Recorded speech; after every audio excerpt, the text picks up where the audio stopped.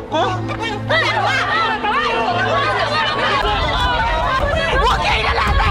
You can do this to me! Inawi naman ng Department of Transportation and Communications ang pangamba ng mga pasahero hinggil sa bagong ipatutupad na card ticketing system at LRT. Samantala, dumating na sa bansa ang bagong batch ng mga Pilipinong inilikas mula sa Libya. Samantala, nilinaw ng palasyo na nais lamang ni Pangulong Noynoy Aquino na personal na bigyan ng update. Samantala, mahigit 2,000 evacuees sa Mayor Joaquin. The Social Weather Station survey results showed more Filipinos. Pinagtibay naman ng Comelec Anbank ang nauna nitong desisyon na ibasura. Samantala, nilinaw ng palasyo ang pagsakay ni Presidential Sister Chris Aquino.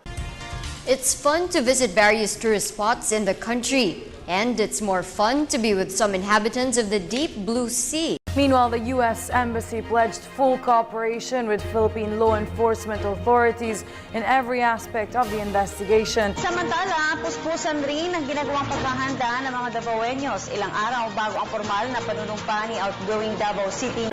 Almighty God, our Father, bless this wonderful nation. Protect us from physical and spiritual war, from fear and confusion, from separation and division.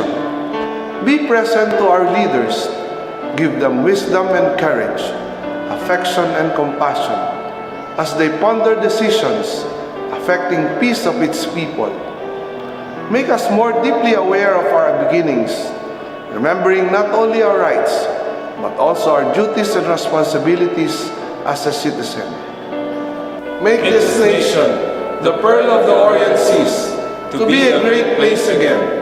May all its people know clearly your will, that they may fulfill the call for us in the salvation of this land and the restoring of all things. In the name of your Son, Jesus Christ, our Lord and Savior. Amen. Kung nasa ng balita, ikaw at ang Liga ng Katotohanan magkasama sa pagbabalitang walang kinikilingan. Walang pinoprotektahan, walang kasinungalingan, serbisyong totoo pa lamang. Ako pa si Becky Morales. Ako naman Arnold Clavio. Susunod na ang Rescue. Hanggang bukas, sama-sama tayong magiging saksi.